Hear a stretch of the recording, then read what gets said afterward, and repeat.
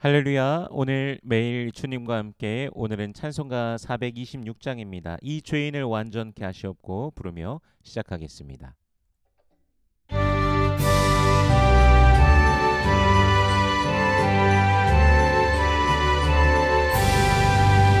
이 죄인을 완전케 하시옵고 내 맘속에 영원히 거하소서. 죄 가운데 빠졌다 못만함을 이제보다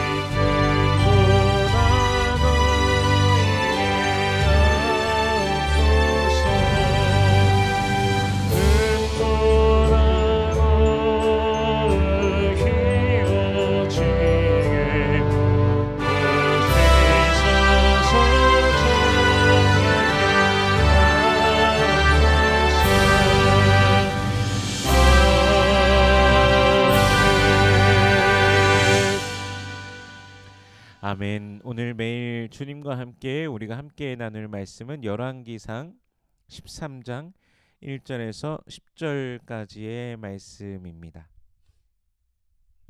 봉독은 1절에서 5절까지의 말씀을 봉독하겠습니다.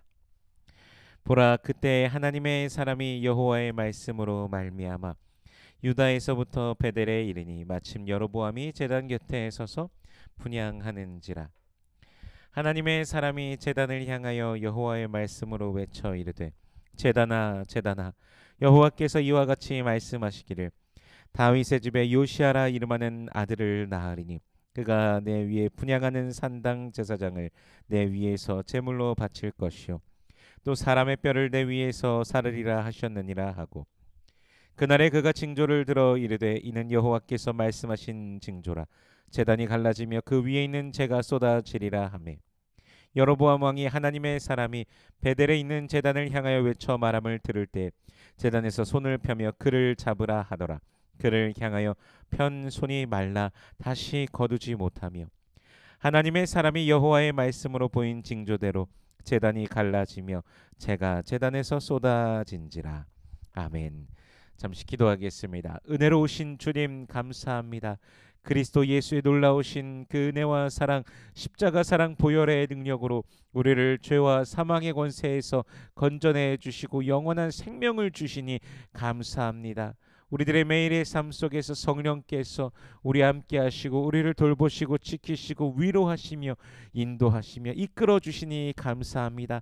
주님 홀로 영광 받아 주시옵소서. 주님 모든 찬송 받으소서. 그 크신 은혜와 사랑을 받았음에도 불구하고 때로는 죄의 미혹 속에 빠져 그 미혹 속에서 주님 앞에 범죄하는 우리들의 모습이 있음을 고백합니다. 주님 용서하여 주시옵소서. 우리를 새롭게 하시고 오직 주님만 바라보며 주님만 향하며 주님을 따르는, 주께 순종하는 우리들 되게 하여 주시옵소서. 이 시간 말씀을 대합니다. 성령께서 친히 이 말씀 조명하여 주시사 깨닫게 하시고 아멘으로 화답게 하시며 순종케 하시며 하늘로부터 내려오는 신령한 복을 누리는 모든 주의 백성들 되게 하여 주시옵소서. 감사드리며 예수님 이름으로 기도드립니다. 아멘. 지난 본문에서는 여로보암이 금송아지 둘을 만들어 하나는 베델에 하나는 단에 두는 장면을 보았습니다. 오늘 본문에서 이제 하나님의 사람이, 즉 선지자가 유다에서 베델에 이르게 됩니다. 여로보암이 하나님 앞에 범죄하였기 때문에 그렇게 향하는 것이죠. 그곳에서는 여로보암이 제단 곁에 서서 분향하고 있습니다. 금송아지 곁에서 분향하는 것이죠. 베델은 예루살렘에서 북쪽으로 17km 정도 되는 거리인데 이 길을 와서 전해야 되는 하나님의 그 말씀, 먼저 생각해 보면 당시 북이스라엘에는 그럼 선지자가 없는가 생각해 볼 수 있는데요. 여로보암이 백성들 가운데, 그냥 백성들 가운데서 그냥 그들을 제사장으로 세우지 않았습니까? 지난 본문에 보면. 그래서 파직당한 제사장과 레위인들이 있지 않겠습니까? 그들이 유다와 예루살렘으로 떠날 때 북쪽의 신실한 백성들이 유다와 예루살렘으로 떠납니다. 그때 선지자들도 대부분 함께 했을 것입니다. 2절 말씀에 보면요, 하나님의 사람이 제단을 향하여 여호와의 말씀으로 외쳐 이르되 제단아 제단아 여호와께서 이와 같이 말씀하시기를 다윗의 집에 요시아라 이름하는 아들을 낳으리니 그가 내 위에 분향하는 산당 제사장을 내 위에서 제물로 바칠 것이요 또 사람의 뼈를 내 위에서 사르리라 하셨느니라 하고, 여호와께서 여로보암에게 이스라엘의 10지파를 주시며 말씀하시길 다윗과 같이 여호와의 율법을 그 말씀을 따르라 라고 하셨지만, 여로보암은 그의 시작부터 우상을 세우며 여호와의 말씀을, 그 계명을 무시하였습니다. 그냥 송두리째 잊어버린 것이죠. 종교 의식만 남았지 사실 그 아무것도 하나님과 상관없는 것을 행하고 있는 것이죠. 심지어는 우상까지 세워놓고서 그 절기도 유다와 비슷하게 그냥 쉽게 말해서 카피해서 하는 것이죠. 표절한 것이죠. 그러므로 여호와께서는 제단을 향하여 일어날 일을 이제 예고하시는 것이죠. 요시아라는 왕이 태어날 것이라 하며 그가 행할 일까지 말씀하십니다. 바로 산당의 제사장들을 제단 위에서 죽이고 그 해골을 제단 위에서 불사르고 우상을 섬긴 제사장들의 뼈를 무덤에서 빼내어 불태운다고 합니다. 이는 열왕기하 23장에서 그대로 이루어진 것을 또한 볼 수 있습니다. 3절 말씀에요. 그날에 그가 징조를 들어 이르되 이는 여호와께서 말씀하신 징조라. 제단이 갈라지며 그 위에 있는 재가 쏟아지리라 하매. 선지자는 제단을 향해 선포되는 말씀이 분명히 이루어질 것에 대한 징조가 있다 말합니다. 바로 제단이 갈라지고 제단 위에 재가 쏟아질 것이라고 말하죠. 이 말을 들을 때 그 제단을, 그 금송아지를 세우라고 명령한 여로보암이 어떻겠습니까? 분노하겠죠. 이 말을 들었을 때 여로보암이 손을 펴면서 지금 저 선지자를 잡으라라고 명합니다. 그런데 그가 손을 펴면서 이제 선지자를 향하지 않습니까? 잡으라고. 그런데 그 편 손이 말라서 다시 거두지 못하게 됩니다. 쉽게 생각하면 손을 편 채로 마비가 된 것이죠. 그냥 굳어버려서 움직이질 못하게 된 것입니다. 그리고 선지자가 말한 대로 징조가 나타납니다. 제단이 갈라지며 재가 쏟아지게 됩니다. 그 장면을 본 사람들이 어떻겠습니까? 그 장면을 본 여로보암은 어떻겠습니까? 여로보암은 이제 그 하나님의 사람에게, 선지자에게 구합니다. 자신의 손을 성하게 해달라고, 여호와께 은혜를 구해달라고 합니다. 금송아지를 향해서 제사하던 그가 정작 여호와 하나님의 자비를 구하는 그런 모순적인 장면을 우리가 보게 되는 것이죠. 근데 그럼에도 불구하고 하나님께서는 자비를 베푸시사 그의 손을 다시 회복시키십니다. 그런데 여기서 여로보암이 회개하는 장면은 보이지 않습니다. 그저 선지자에게 와서 쉬고 예물을 받으라라고 그렇게 말할 뿐입니다. 오늘 7절에 보면요. 왕이 하나님의 사람에게 이르되 나와 함께 집에 가서 쉬라. 내가 내게 예물을 주리라. 분명 이 모든 일이 하나님 앞에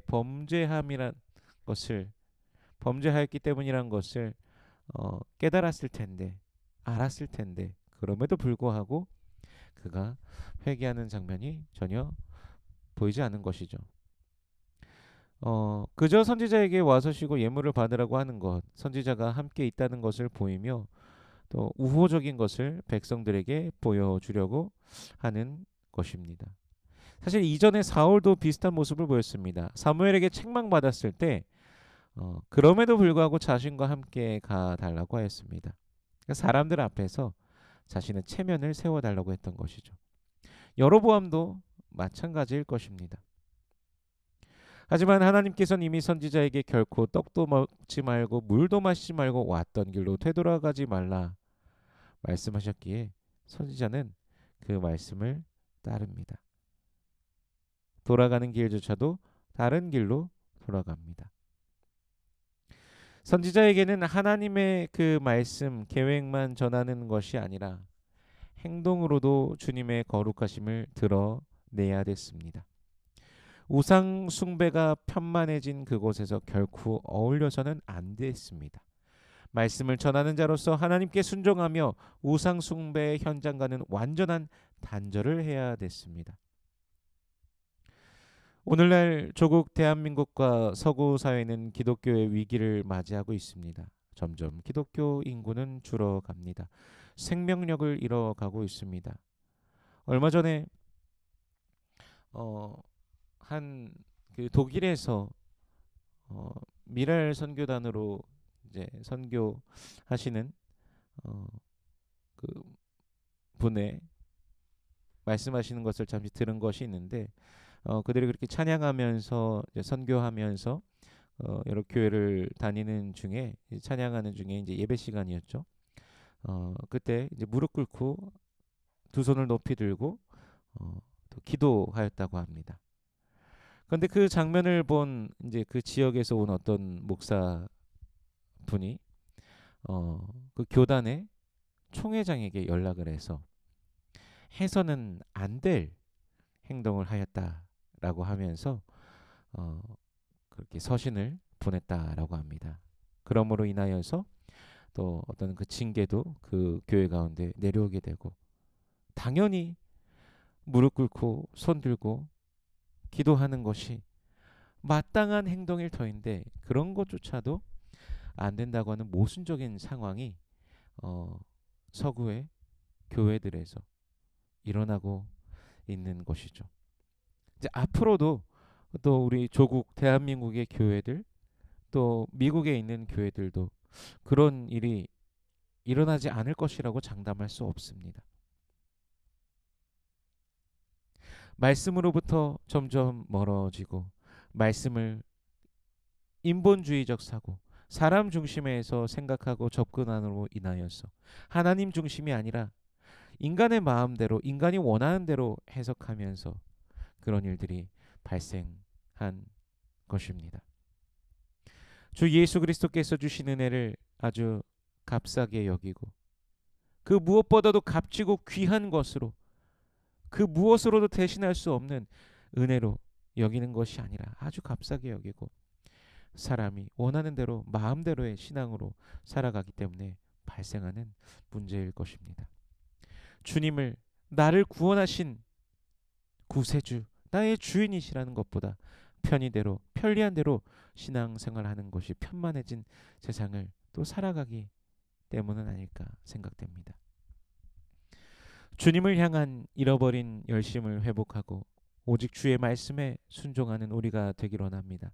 말씀을 따라 말씀을 쫓아 살아가는 우리가 되길 원합니다.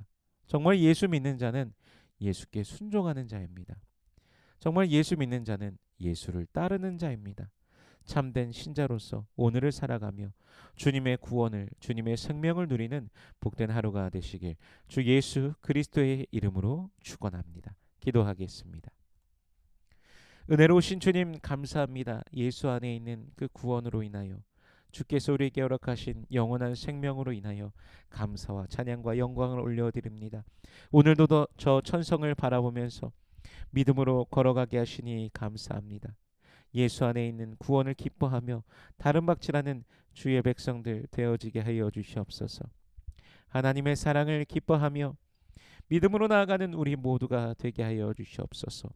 더욱더 주님만 바라며 더욱더 주님만 기대하며 나아가는 우리 모두가 되게 하여 주시옵소서. 주님, 기도의 제목들이 있습니다. 응답하여 주시옵소서. 살아계신 하나님의 놀라우신 역사를 경험하며 기뻐하며 믿음으로 나아가는 모든 권속들 되게 하여 주시옵소서. 육신의 연약한 자들 주여 치료하여 주시옵소서. 주님의 권세로 한 사람 한 사람에게 임하여 주시옵소서. 그 모든 육신의 연약함을 우리 주님 아십니다. 그가 채찍에 맞음으로 우리가 나음을 입었음을 믿습니다. 주여 그 모든 질병을 주님께서 짊어지셨음을 믿습니다. 주여 치료하여 주시옵소서. 마음의 병까지도 주님께서 다 치료하여 주시고 우리 주님께서 주시는 위로로 인하여서 평강이 기쁨이 오히려 넘쳐나는 모든 권속들 되게 하여 주시옵소서. 오늘의 삶도 주님께서 인도하심을 믿습니다. 여호와는 내게 복을 주시고 너를 지키시길 원하며 여호와는 그 얼굴을 내게 비추사 은혜 베푸시길 원하며 여호와는 그 얼굴을 내게로 향하여 두사 평강 주시길 원하노라. 주님 말씀하셨으니 언약하신 대로 오늘도 임하여 주시옵소서. 감사드리며 예수님 이름으로 기도드립니다. 아멘.